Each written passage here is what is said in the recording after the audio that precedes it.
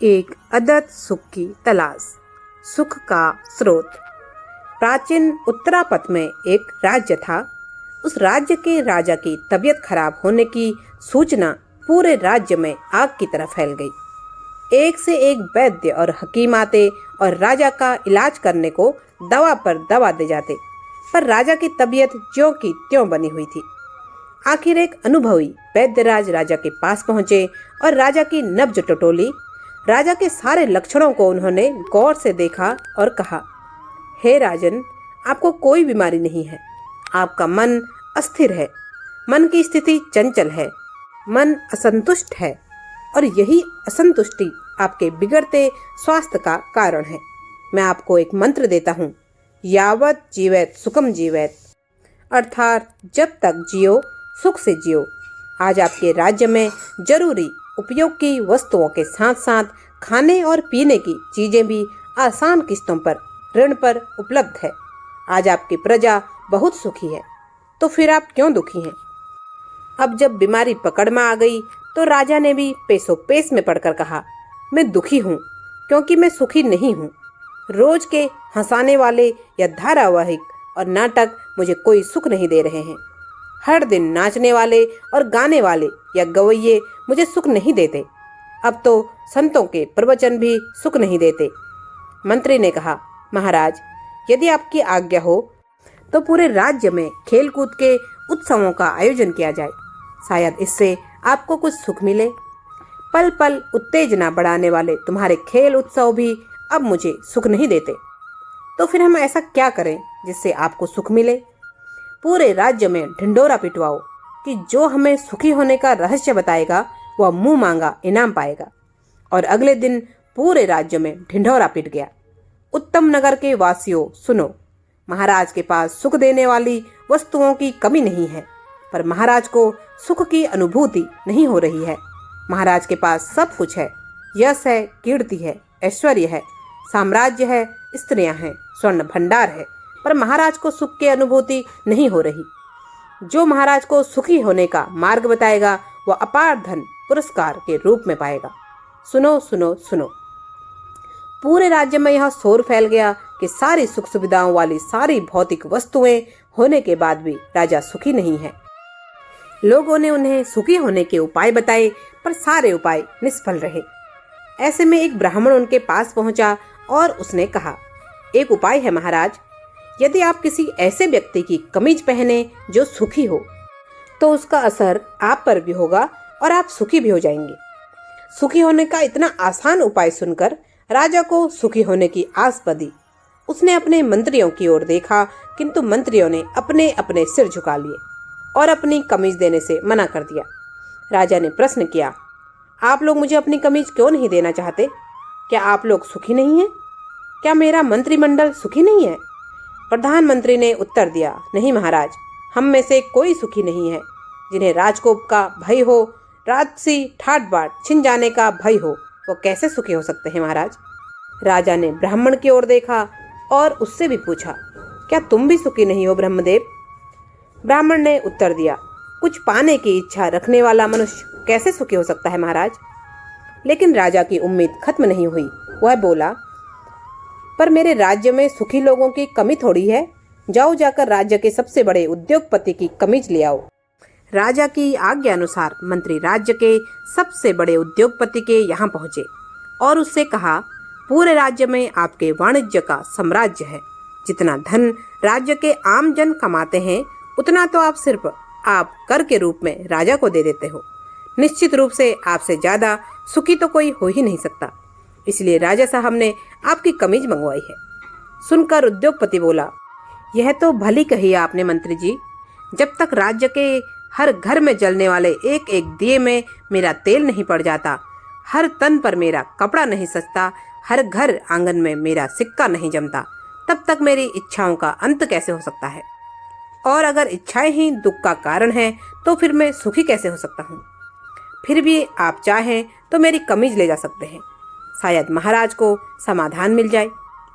मंत्री निराश होकर उद्योगपति के घर से खाली हाथ लौटे और राज्य में दर दर भटकने लगे। उन्होंने नाटक मंडली में भाग लेने वाले बड़े बड़े कलाकारों से पूछा, तो उनका जवाब यही था, जब तक हर घर में मेरी तस्वीर नहीं लग जाएगी, बच्चा बच्चा मेरे संवादों को नहीं बोलेगा, तब तक मैं सुखी नहीं हो सकता हूँ।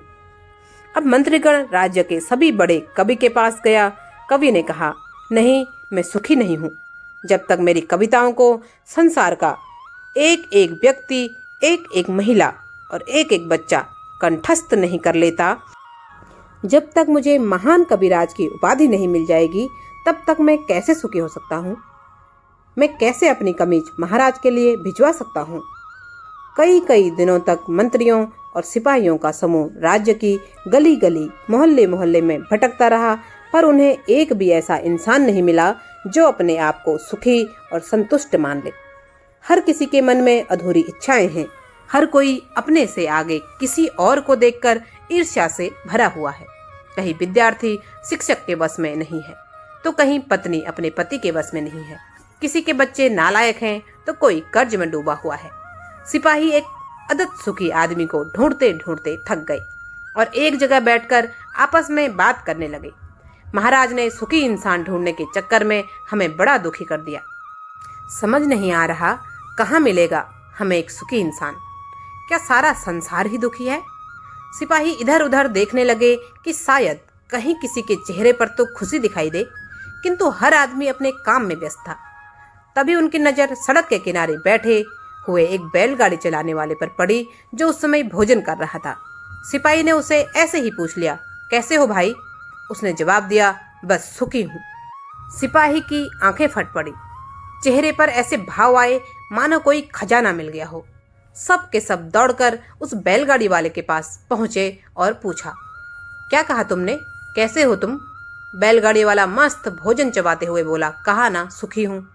सारे सिपाही एक दूसरे के गले मिले और उत्साह में चिल्ला उठे, मिल गया सुखी आदमी, बहुत बहुत शुभकामनाएं आप सबको। सुखी आदमी मिल गया। फिर बैलगाड़ी वाले से कहा, लाओ अपनी कमीज दो। अब बैलगाड़ी वाला हैरान हो गया, कमीज? कैसी कमीज? देख नहीं रहे हो मेरे तन पर एक कपड़ा तक नहीं है, तो कमीज कहाँ से आएगी? अब सारे सिपाही हैरान हुए, चौंक कर पूछा, कमाल है, तुम्हारे पास कमीज नहीं है तो तुम सुखी कैसे हो? उस बैलगाड़ी वाले ने जवाब दिया, मुझे सुखी रहने के लिए किसी कमीज की जरूरत नहीं है। मेरा सुख किसी कमीज में नहीं है, बल्कि मैं ही सुख हूँ। मंत्रीगण और सिपाहियों का समूह राजा के पास पहुंचता है और सारा हाल सुनाता है। राजा को भी आश्चर्य होता है, यह कैसा व्यक्ति है जिसके पास एक कमीज तक नहीं है और वो कह रहा है कि वो सुखी है, बल्कि यहाँ तक कह रहा है कि वह ही सुखी है। फिर कड़क स्वर में आदेश दिया, उसे मेरे सामने ले आया जाए। राजा का मंत्री भूरा नामक उस बैलगाड़ी चालक के पास पहुंचता है तो भूरा ने प्रश्न किया, राजा ने मुझे क्यों बुलाया है? मैं क्या करूं उसके पास जाकर?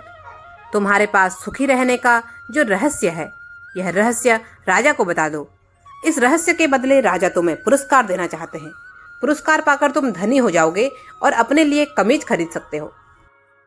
पर कमीज खरीदकर मैं करूंगा क्या? चलो, अब आ ही गए हो तो जाकर राजा से कहो कि वह खुद मुझसे मिलने आए।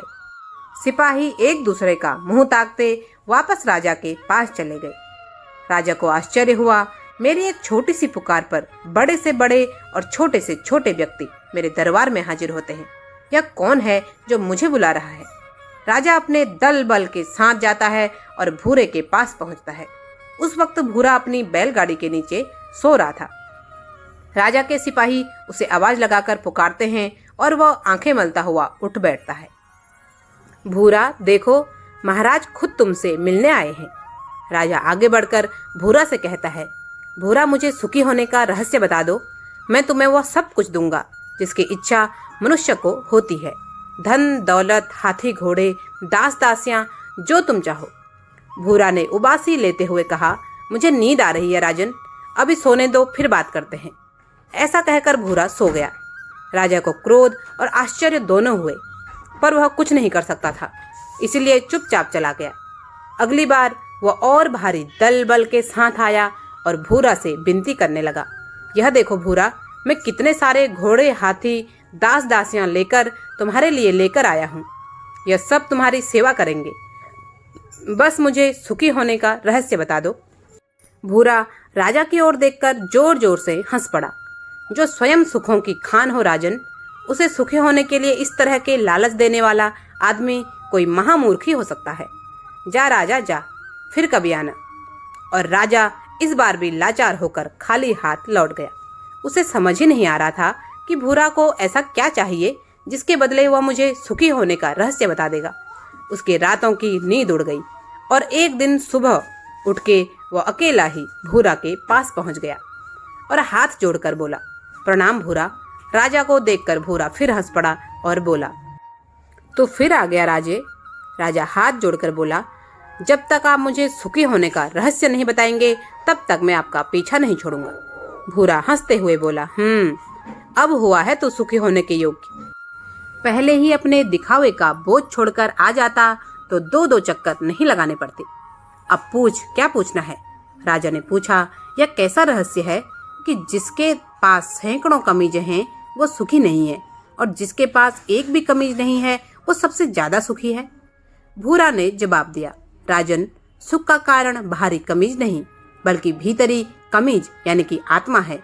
जो यह जान लेता है कि सुख हमारे भीतर ही है, उसे सुख खोजने के लिए बाहरी वस्तुओं की आवश्यकता नहीं होती। मैं समझा नहीं भूरा। राजन, आनंद आत्मा का स्वरूप है। आत्मा अनंत है, इसलिए आनंद ही आनंद है। आत्मा के स्वरूप के कारण व्यक्ति हर समय स्वयं से प्रेम करता है। क्या कभी सोचा है कि आदमी बूढ़ा हो जाता है, ताकत चली जाती है, इंद्रियां साथ छोड़ देती हैं, मृत्यु दरवाजा खटखटा रही होती है, फिर भी हर व्यक्ति जीना चाहता है। क्यों?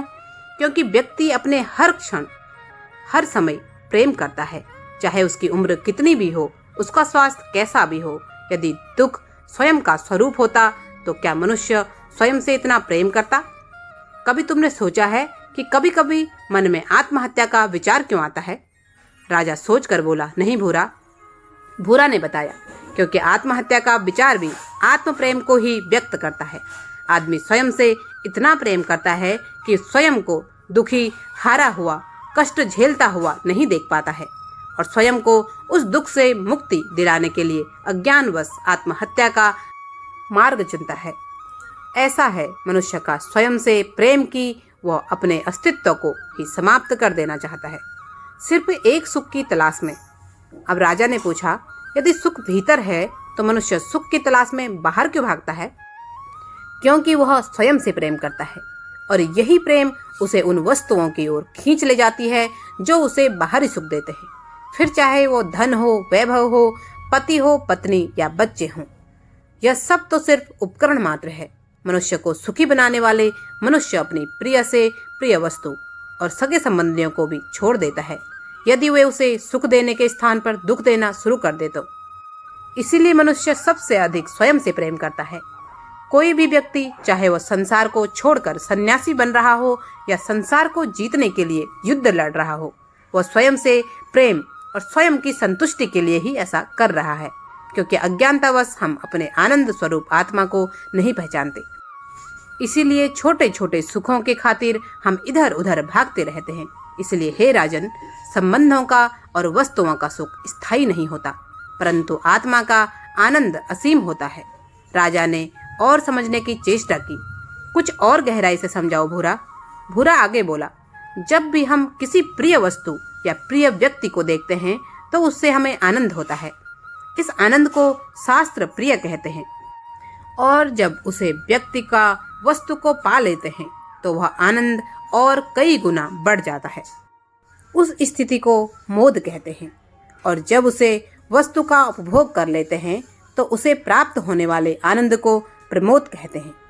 परंतु जैसे ही हम उस व्यक्ति या वस्तु से अलग हो जाते हैं, वह मोद और प्रमोद सब खत्म हो जाता है। इसलिए राजन, व्यक्तियों का, वस्तुओं का आनंद स्थायी नहीं होता, परंतु आत्मा का आनंद स्थायी भी होता है और अनंत भी। अंत में राजा ने एक और महत्वपूर्ण सवाल किया, यदि आत्मा का आनंद ही अनंत है तो फिर मैं हर समय इस आत्मा के साथ होते हुए भी उस अनंत आनंद का अनुभव क्यों नहीं कर पाता हूँ? राजन, अगर तुम अपनी आंखें बंद कर लोगे तो सिर्फ अंधेरा ही तुम्हें दिखाई देगा। ठीक उसी प्रकार से जब बाहरी वस्तुएं, बाहरी संबंधियों, बाहरी भौतिकताओं की ओर ही तुम देखते रहोगे तो उसे सत्य स्वरूप आत्मा को कैसे जान पाओगे। इसमें गलती आत्मा की नहीं, हमारे दृष्टिकोण की है। इसलिए सच्चा सुख चाहते हो तो बाहर नहीं, भीतर देखो। हम जो हैं उसी को जीवन भर खोजते हैं। हम आनंद हैं, इसलिए आनंद को ही जीवन भर खोजते रहते हैं। राजा के ज्ञान चक्षु खुल गए और वह आनंद स्वरूप अपनी आत्मा को पहचान कर आनंद अनुभव करते हुए अपने महल की ओर वापस चला गया। कहानी पसंद आए तो कृपया एक लाइक जरूर करें। चैनल पर नए हैं तो सब्सक्राइब करें और कमेंट बॉक्स में जय श्री राम अवश्य लिखें। आपका बहुत बहुत धन्यवाद। जय जय श्री राम।